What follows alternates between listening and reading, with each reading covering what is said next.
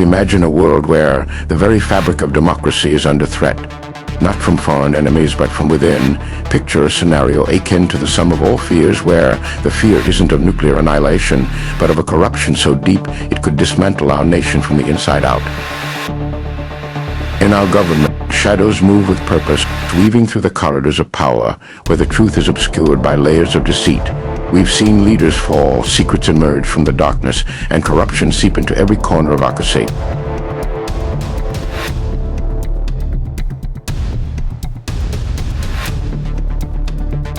In the heart of darkness, where no light dares to tread, lurks the true face of power. Like the nuclear dread in the sum of all fears, we stand on the brink of an unseen catastrophe, not from without, but from within. If she wins, the country's finished.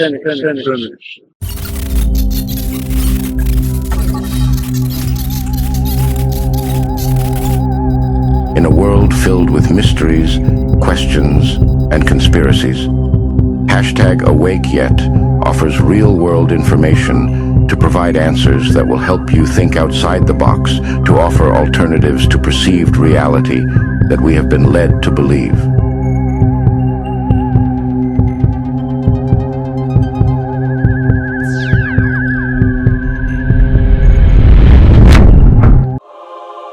In this land, corruption isn't just a whisper, it's a roar. It's not the occasional rot, but the very foundation upon which our government now stands. A web so vast, so intricate, that to pull one thread might unravel everything. For too long, a small group in our nation's capital has reaped the rewards of government, while the people have borne the cost. Washington flourished, but the people did not share in its wealth. Politicians prospered, but the jobs left and the factories closed. The establishment protected itself, but not the citizens of our country. What truly matters is not which party controls our government, but whether our government is controlled by the people.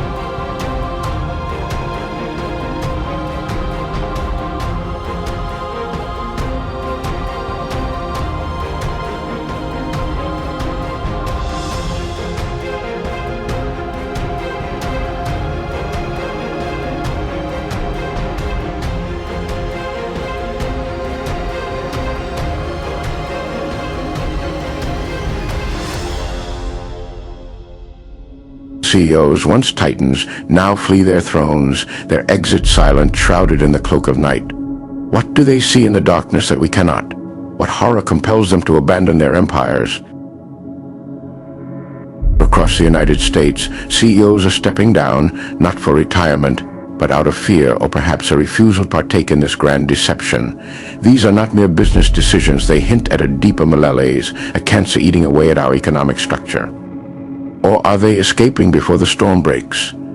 Like the missing nuclear device in the sum of all fears, corruption is the weapon of choice wielded by those who wish to control without accountability. Deals are made in the darkness, where the light of justice rarely shines.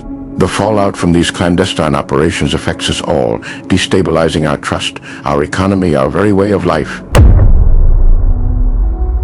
Here, in these catacombs of power, decisions are made in shadows, where no eye can see, no ear can hear. The corruption here is not merely financial, it's a cancer that corrupts the very soul of our nation. Every door that slams is another truth buried, another voice silenced.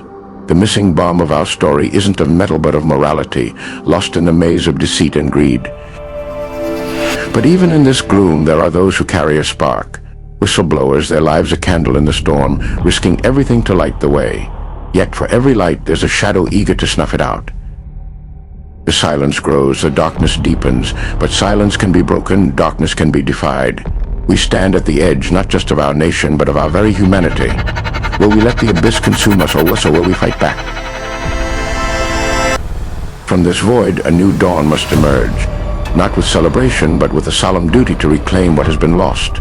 We are the sum of all fears, but we can also be the sum of all courage. The battle against this darkness is not won in daylight, but in the shadows we dare to dominate. Consider the case of Siemens, one of the world's largest electrical engineering companies, embroiled in a scandal that shook the global business community. Siemens, a giant in the tech industry, has been embroiled in several high-profile corruption scandals. But it hasn't all been sunshine. 10 years ago, corruption cast a cloud over the company. In one notable case, they were involved in a bidding conspiracy with Dominion Energy, where gifts were exchanged for confidential bidding information, allowing Siemens to undercut competitors and secure a multi-million-dollar contract. Additionally, Siemens has faced allegations of bribery worldwide, from Argentina for national identity card contracts to Nigeria for telecommunications projects, leading to one of the largest corporate bribery fines in history. These actions have sparked widespread discussions about corporate ethics and the integrity of competitive bidding processes in major industries. Today, the Siemens Group employs around 350,000 people worldwide. But it hasn't all been sunshine. 10 years ago, corruption cast a cloud over the company. Under the leadership of Heinrich von Pierre, Siemens pleaded guilty to corruption on a vast scale and had to pay some €1.5 billion to settle the graft charges. It took a major management shakeup to turn the company around. Now, 170 years after its founding, Siemens still remains one of Europe's biggest engineering companies. And now it's entering into the age of Industry 4.0. Siemens aims to be a data navigator in tomorrow's digital world, providing technology which analyzes systems and utilizes their information. Closer to home, we've seen our own abscam operation, where FBI agents posed as Middle Eastern businessmen, revealing the corrupt underbelly of American politics. Congressmen, senators, the heart of our democracy, caught in the act of selling off the very integrity we hold dear. But in this darkness, there are heroes among us, citizens, whistleblowers, activists who stand against this tide of betrayal. In politics, we are used to hear that a common enemy unites. Well, maybe that is true, but it surely... Fraud and corruption seem to be equal in all parts of the world, not just in the United States. Let's discuss a few parallels between the allegations of election fraud in the 2020 U.S. presidential election and similar claims made during elections that same year. From the use of disinformation campaigns designed to sow doubt about democratic processes, which were notably pushed by an international corporate effort. The opposition in Zimbabwe claimed the existence of over 838,000 duplicate entries, drawing parallels to U.S. concerns about voter roll integrity.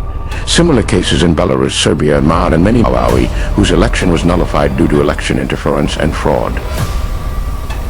Such manipulations can serve as a tool for foreign powers to influence or even attempt to overthrow governments by installing leaders favorable to their interests. This could be achieved by creating enough doubt in the electoral process to destabilize a nation, potentially leading to political chaos or a change in government through non-democratic means. My fellow countrymen, I, Dwight D. Eisenhower, do solemnly swear. I, John Fitzgerald Kennedy, do solemnly swear. I, Lyndon Baines Johnson, do solemnly swear. Let us encourage individuals at home and nations abroad to do more for themselves. Ladies and gentlemen, the President of the United States.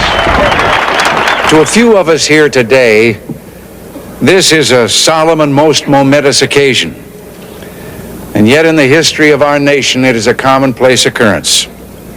The orderly transfer of authority as called for in the Constitution. the President is neither prince nor pope, and I don't seek a window on men's souls. In fact, I yearn for a greater tolerance. My fellow citizens, today we celebrate the mystery of American renewal. I, George Walker Bush, do solemnly swear. That I will faithfully execute the office of President of the United States. That I will faithfully execute the office of President of the United States. That I will execute the office of President to the United States faithfully. That I will execute the office of President of the United States. The office of President of the United States faithfully. So help me God. I, Donald John Trump, do solemnly swear that I will faithfully execute that I will faithfully execute the office of President of the United States. the office. The spread of disinformation and claims of fraud, whether substantiated or not, can weaken public trust in democratic institutions, making a country more susceptible to external manipulation and control. From this darkness, heroes will rise, not with guns or bombs, but with truth, courage, and an unyielding demand for justice. The sum of all fears is not the end of our story, it's the beginning of our fight back. Together, we can redefine what it means to be a nation under the rule of law, not under the shadow of corruption. In the sum of all fears, misinformation is the key to nearly starting a nuclear war. Sound familiar? Look at how misinformation spreads via social media, affecting elections or public policy. The movie uses a nuclear bomb as its catalyst. In reality, it's often less visible but equally damaging, like manipulating data or public perception for political gain. The time has come for a reckoning. Like the protagonists in our darkest tales, we must unite. Our voice is a beacon against the night. This is not just a story, it's a call to action. We must demand transparency, accountability, and the restoration of integrity to our institutions.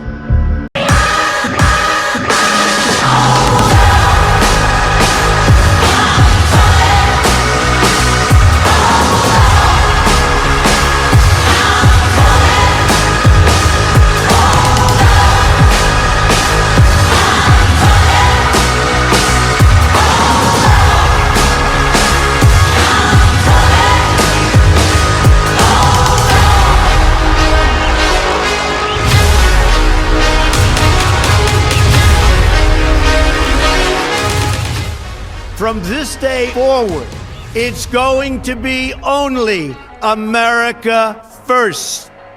You are going to be so proud of your country because we're going to turn it around and we're going to start winning again. We're going to win so much. We're going to win at every level. We're going to win so much. You may even get tired of winning and you'll say, please, please, it's too much winning. We can't take it anymore.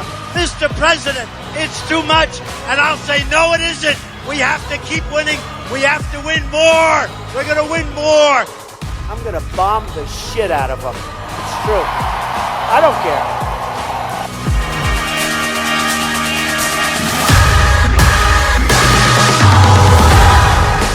2024 is the final battle to save our country from destruction. We will make America wealthy again. We will make America strong again. We will make America proud again. We will make America safe again. And we will make America great again. Thank you.